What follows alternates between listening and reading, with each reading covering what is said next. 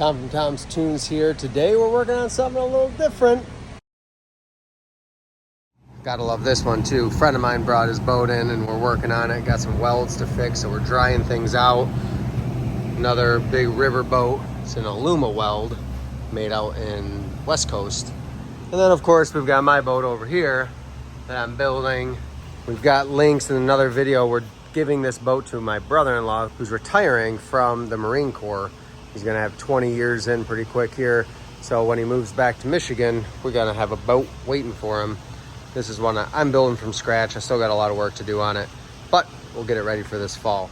We're working on a river boat here, fishing boat, and we got some updates and some repairs to do to it to make it better for the owner who just bought it not too long ago. Let's take a look at everything we got to work on, and then we'll get to work on it, and hopefully we can do all this today. Let's see what happens.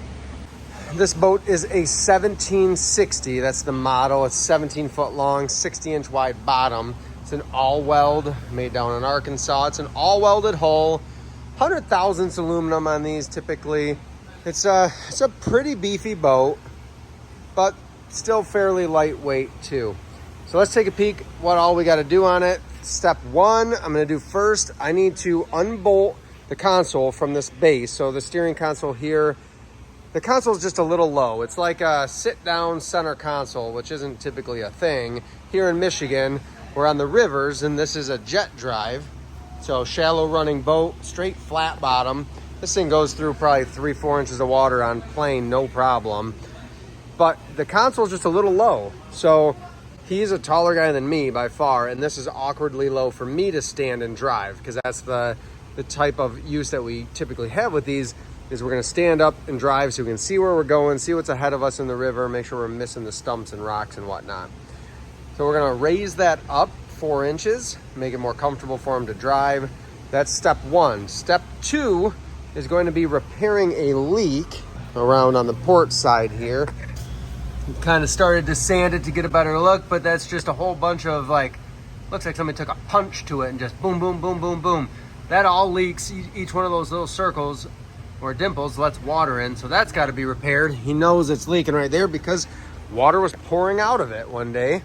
We're going to swap out his winch. This is an older anchor winch. Super cool systems. If you're unfamiliar with these, maybe you're not from Michigan, but you river fish or you want to just have a up and down easy anchor system, these types of winches are really popular here.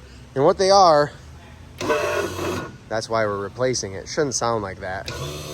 But it's a high speed, this is a 12 volt system, and they don't draw a lot on your battery. In fact, on my boat, I run one of these on my river boat to my starting battery, and I never have to charge that battery.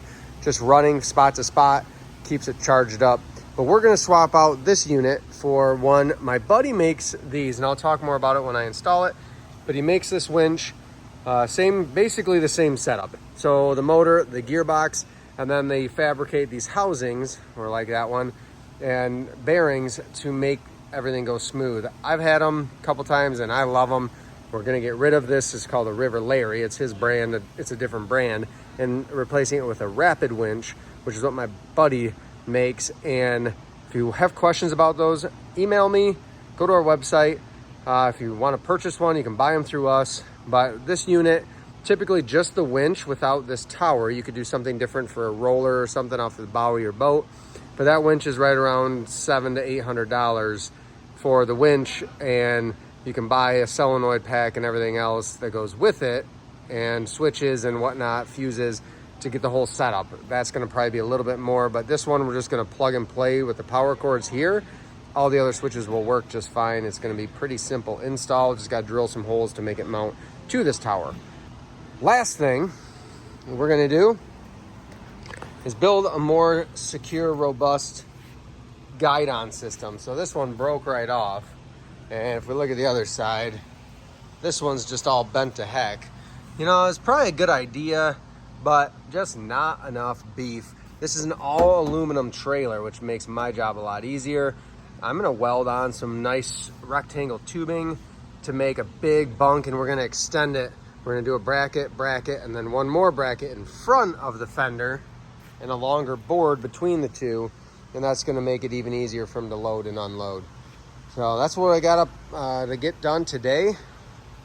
Quite a bit welding, fabricating, but I think we can get it all done today. I'm gonna get to work on it. First things first, I gotta unbolt and lift the console up so I can get measurements and make my piece that's gonna buffer that up and space it out.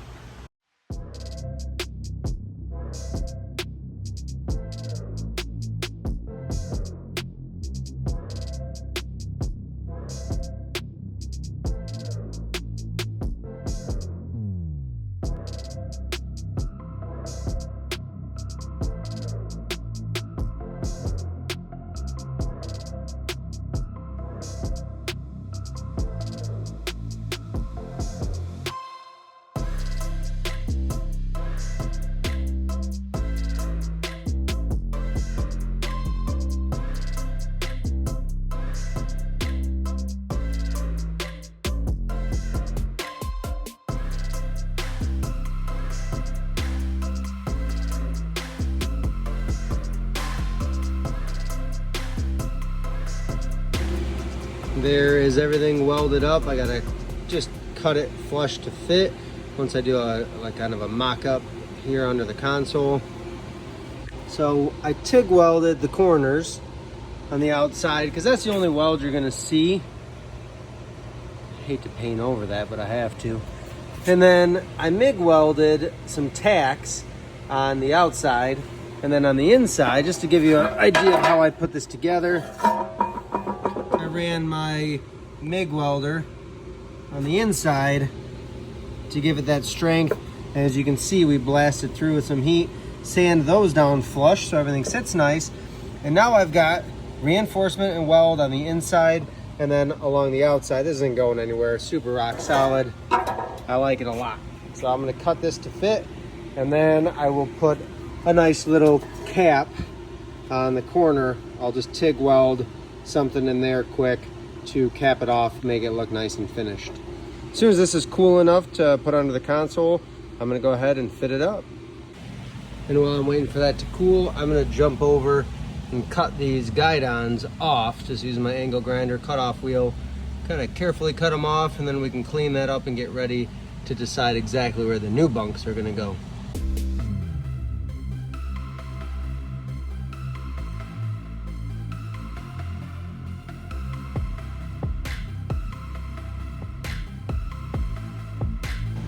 That's the kind of work that gets you super sweaty and super covered with metal. So I'm gonna go cool off a minute, get some water, rinse off my arms, my face, hot metal all over.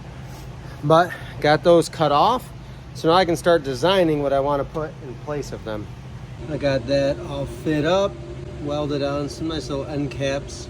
This helps soften the edge and everything. Those are, well, that's all ready to go. I'm gonna paint it as soon as it cools off, and then we'll get it bolted in as soon as that paint's dry. So console's still hanging there. We'll keep it hanging until we're ready to put it under, hopefully before the end of the day today. I'm gonna move on to these guidons now. So this is the other huge project here. I've got 2x4 1/8" walled tube that's gonna make those new guidons. My job is just to make the same angle for all of them now, coming off of the trailer coming up. And then I'll cap them with some flat stocks to make it pretty and keep water out too. So that's where I'm at on those. I'm gonna keep moving along here. You can see when the one came out, it went ahead and took some aluminum with it, but I'm gonna cover that with the new guidon. It's gonna be much more robust, welded in there, and I think it's gonna work really well. Corey's doing a little cleanup action. I've got these, whew, that one was hot. Oh, this one's not so hot. So just fused on an end cap, actually went nice and fast. These are gonna go here. I do gotta close up the hole on the trailer, but that's how that's gonna go. And I think these are gonna be really sturdy and work really well, especially since I'm gonna full weld them in. These will be MIG'd in. We'll just lay a nice fillet weld all the way around.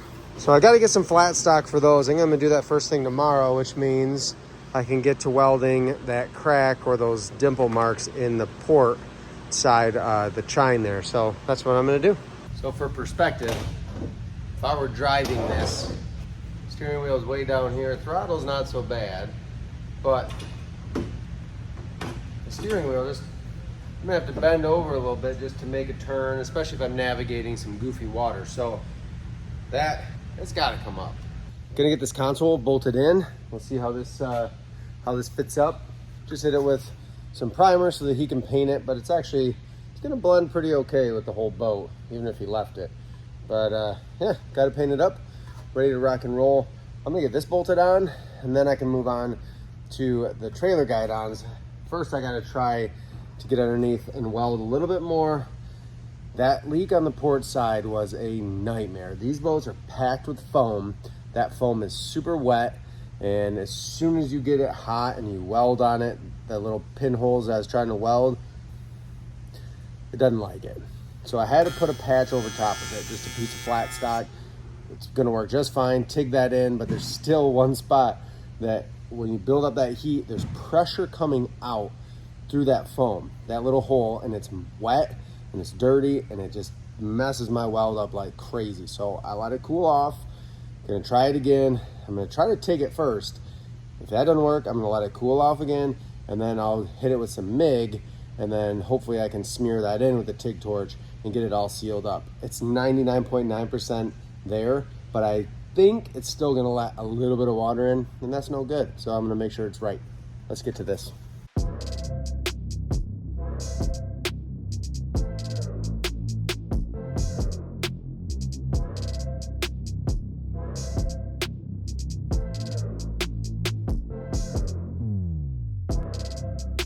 Console modification is in. It went pretty smooth, actually.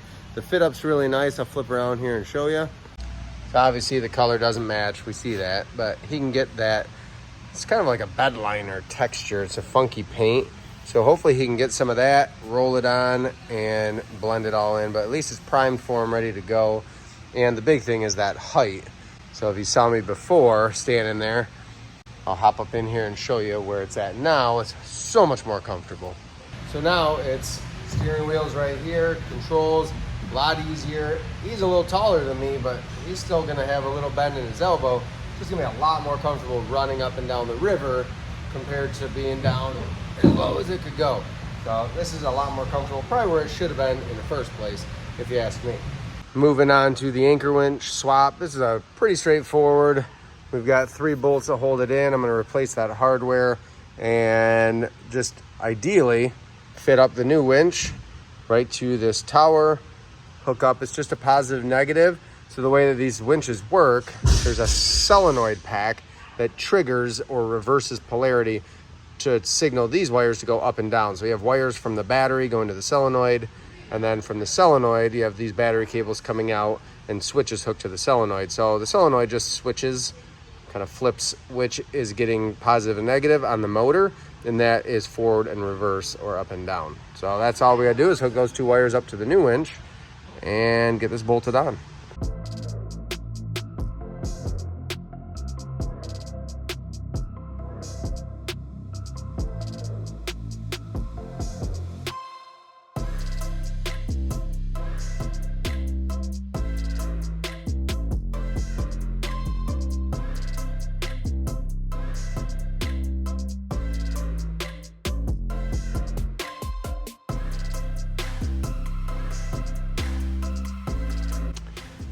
I hope for all of your sake that you never have to weld on a boat like this, but the only way to fix this was to put a plate over top. And I hate that little goober in front there, but the only way that this thing could seal up was by putting that there.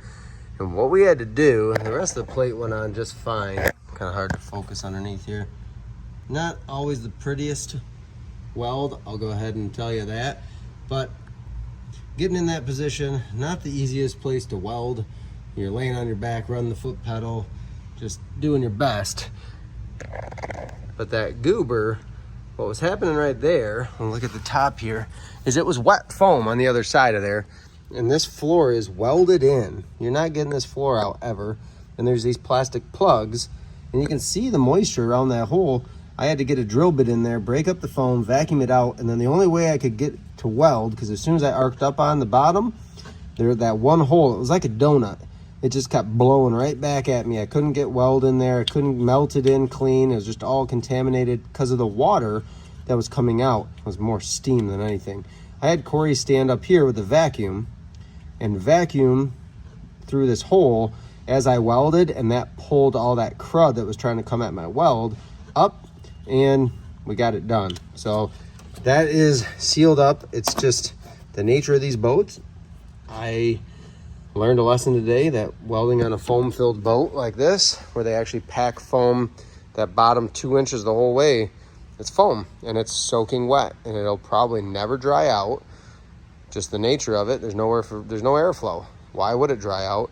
You get this boat out in the rain a few times, let it sit on the trailer wet, it's just eventually going to saturate. It's a whole other topic for a whole other day about flotation in these boats, but makes welding something like this a lot harder than welding something like this, where there's no foam packed in that corner and it's an easy weld once we clean everything up.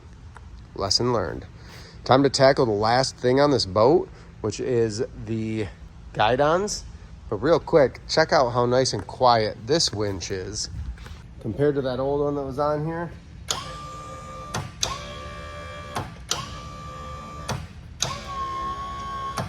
I like that a lot better. Again, there's information on these. Email me. We'll get you hooked up if you're looking at a winch and tower, or just the winch, whatever it might be. These will pull 100 pounds of lead, chain, whatever you're pulling for anchor. I usually run 70, 80 pounds. Doesn't miss a beat. I'm gonna get to work on these guidons, and then we can wrap this thing up.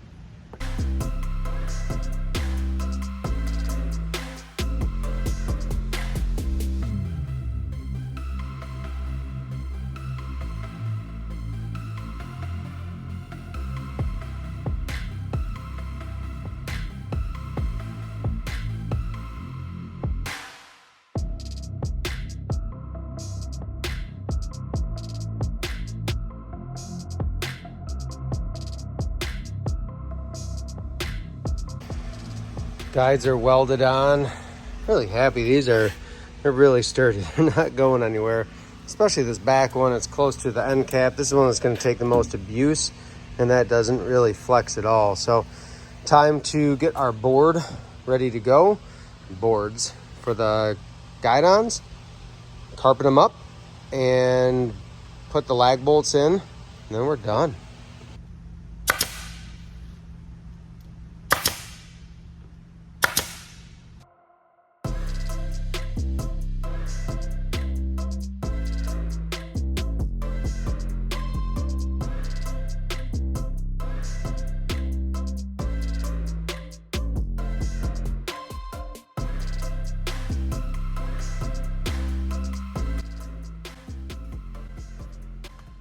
There we go.